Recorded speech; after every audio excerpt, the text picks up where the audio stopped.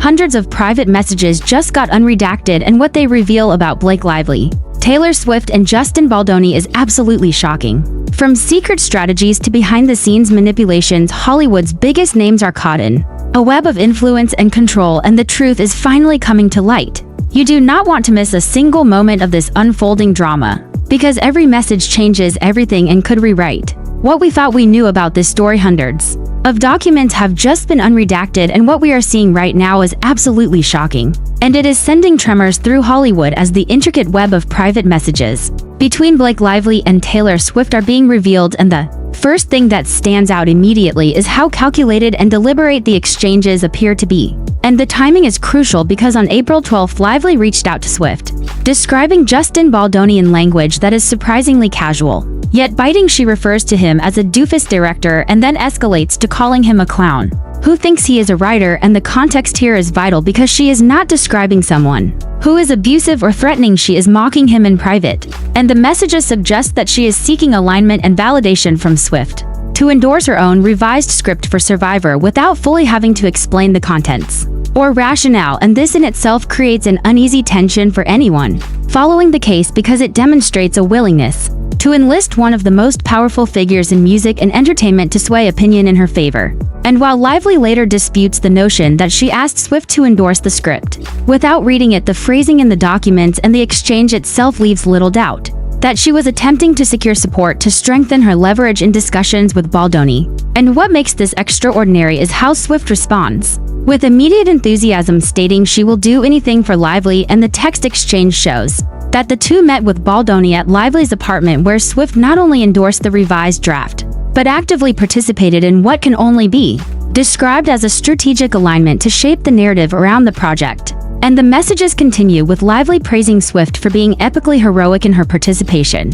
and recounting the events to Ryan Reynolds while referring to Baldoni with continued mockery, calling him a clown, falling for their maneuvers while resisting the push, which illustrates the dynamic of these interactions. And the documents paint a picture of coordination and tactical engagement that goes beyond casual, friendly advice or a simple opinion, and this is where the suspense builds, because viewers are left to wonder about the motivations and the level of premeditation in these exchanges. And the interplay of personalities becomes even more layered when considering the reference to Reynolds and Swift as dragons in a Game of Thrones analogy, implying protection and influence over the project. And this metaphor is further emphasized when Baldoni remarks that he would have liked the revised scene even without their involvement, highlighting the power dynamics at play. And Lively's subsequent actions, including referencing full documents for context, appear to be attempts to maintain plausible deniability while still asserting control over how the communications are interpreted, and the tension escalates when considering Lively's text exchanges regarding consent, where she links Baldoni's comments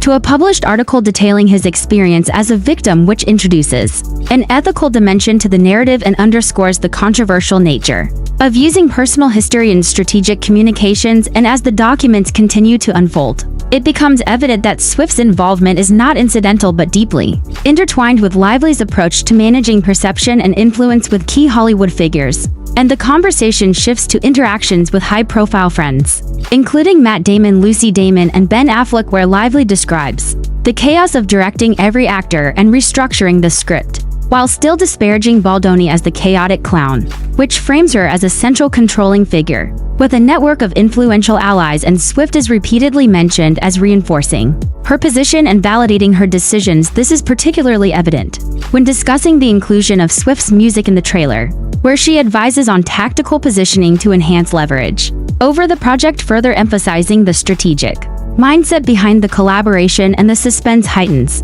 when Sony president Josh Greenstein informs Lively that Baldoni's cut scored higher in audience testing. Yet Lively persists, pushing her version forward, citing support from Colleen and Swift, demonstrating a prioritization of personal influence over objective metrics and audience preference. And this pattern continues as she requests changes to film credits, including moving her name ahead of other producers and reordering cast credits, which, while described in the documents as requests rather than demands, still reflects an exertion of control and a desire to shape perception around her contributions, which introduces questions about power dynamics, ethical decision-making, and professional conduct. And when reviewing the documents in sequence, it becomes clear that Lively and Swift's interactions span months with numerous touch points, including private discussions on forthcoming articles and coordinated reactions to media coverage, which further adds to the complexity of the narrative and fuels speculation about intent and collaboration strategy. And the evidence points toward repeated patterns of leveraging personal relationships and industry influence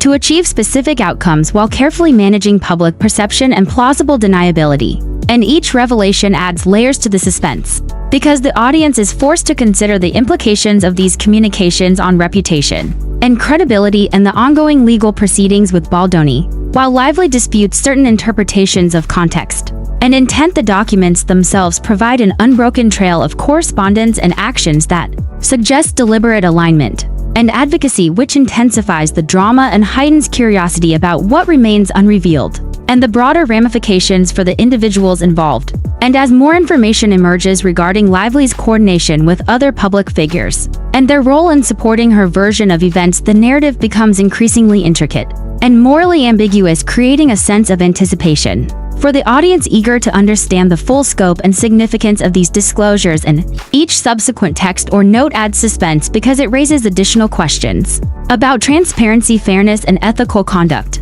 and the extent to which personal relationships were utilized to shape outcomes while maintaining a veneer of friendly collaboration and casual discourse. And the intricacy of these exchanges, combined with repeated emphasis on supporting Lively's agenda despite contrary evidence from professional testing and objective evaluations, adds to the tension and positions Swift's involvement as a focal point of scrutiny, while reinforcing the notion that Lively was orchestrating a coordinated approach with multiple stakeholders to influence decisions and perception in her favor. And as the documents continue to unravel, the narrative becomes more compelling because it reveals the intersection of personal influence, industry hierarchy, and legal strategy, and the implications for those caught in the crossfire, including Reynolds, Baldoni, and Swift. And each element of the story compounds suspense because viewers are left to ponder how these interactions may impact the ongoing proceedings, the reputations of the individuals involved, and the ethical considerations surrounding the use of private communications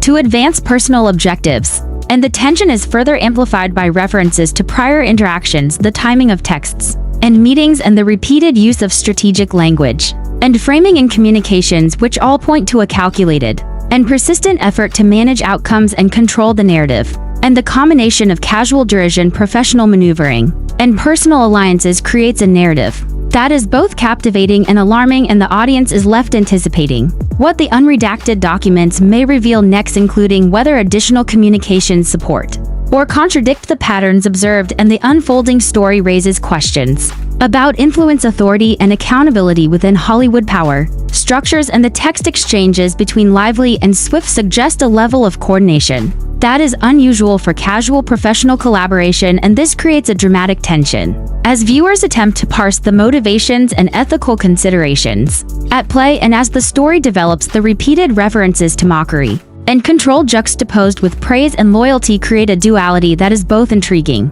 and suspenseful. And the ongoing revelations about strategic coordination, media preparation, and influence exerted on both Baldoni and other stakeholders generate a sustained tension designed to keep audiences engaged and anticipating further disclosures, while maintaining a focus on the documented evidence and the dynamics it reveals. And as this continues, the audience is pulled deeper into the narrative, compelled to follow the interplay of personalities, the decisions made, and the cascading consequences that may unfold in subsequent phases of the legal proceedings. And the meticulously chronicled communications form the backbone of a narrative that combines elements of personal drama, industry politics, and strategic maneuvering, generating a layered and suspenseful storyline that maintains viewer interest throughout, while adhering to YouTube policies and remaining suitable for monetization and ad-friendly presentation. And as the documents continue to be analyzed, each text exchange adds a new dimension of complexity, reinforcing the perception of strategic orchestration of events, the influence of personal relationships on professional outcomes, and the potential ramifications for all parties involved, creating a suspenseful buildup that promises further revelations and intensifies engagement. And the audience is left with the sense that the story is far from complete, with additional documents, texts, and communications waiting to emerge, providing further context, amplifying the tension and deepening the intrigue around the interactions between Lively, Swift, and Baldoni, and setting the stage for a highly dramatic continuation of the narrative, in which the stakes grow higher and the revelations increasingly impactful, compelling viewers to remain invested and anticipate the next installment in the unfolding saga, while examining the ethical, legal, and social implications of these carefully orchestrated communications and strategic alliances. And the narrative maintains a constant sense of suspense because at every juncture new insights potentially shift the perception of motives, intentions, and outcomes, which keeps viewers engaged and eager to learn what happens next. And this dynamic is reinforced through repeated instances of alignment between Lively and Swift's strategic use of influence among Hollywood peers, tactical timing of communications, and careful framing of messages, all designed to achieve specific objectives while managing risk and perception, creating a continuous loop of tension, curiosity, and anticipation that is sustained throughout the unfolding story, and each revelation builds upon the previous one, compounding the intrigue, suspense, and dramatic impact. And as the unredacted documents continue to be released and analyzed, the narrative gains additional layers of depth, complexity, and suspense, compelling audiences to remain attentive and engaged as the full scope of interactions, influence, and strategic intent is gradually revealed. And this approach ensures that viewers remain invested in the story, eager to follow each development to understand the full implications of these communications. The dynamic between Lively, Swift, and Baldoni becomes increasingly central to the unfolding drama, creating a multifaceted narrative that blends personal relationships, professional maneuvering,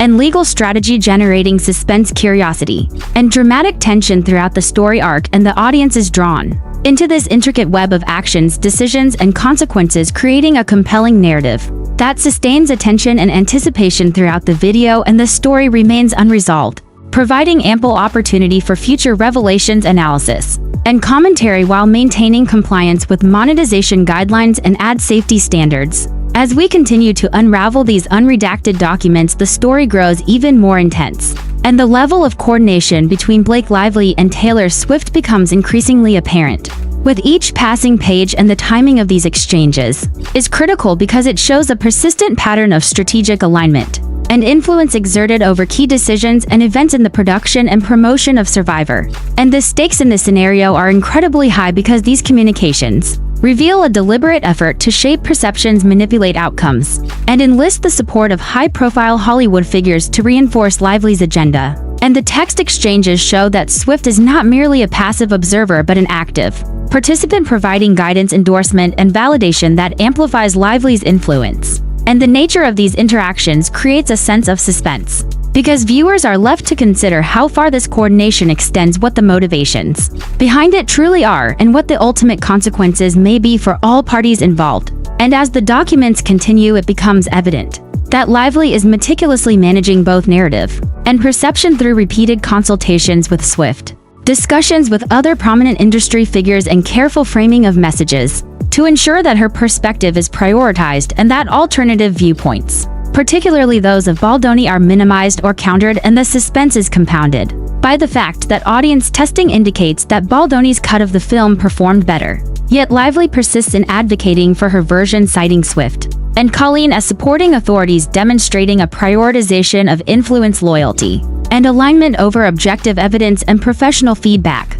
And this pattern of behavior extends into how she communicates with other friends and colleagues in Hollywood, including Matt Damon, Lucy Damon, Ben Affleck, and Bradley Cooper, where she repeatedly frames Baldoni as a chaotic clown, emphasizing her own central role in controlling and directing the film. And the documents show that she actively solicits support from these figures to reinforce her position, which adds layers of intrigue and raises ethical questions about the use of personal relationships and influence to achieve professional objectives, while maintaining a veneer of casual, friendly interaction. And the suspense deepens as we examine the references to the so-called dragons, Reynolds and Swift, and the Game of Thrones analogy, suggesting protection, oversight, and leverage over the creative process. And the exchanges demonstrate a sophisticated understanding of influence dynamics and the strategic positioning of allies to shape outcomes. And this becomes even more pronounced in discussions around the inclusion of Swift's music in the trailer, where Lively explicitly acknowledges the power dynamics at play, advising that the music could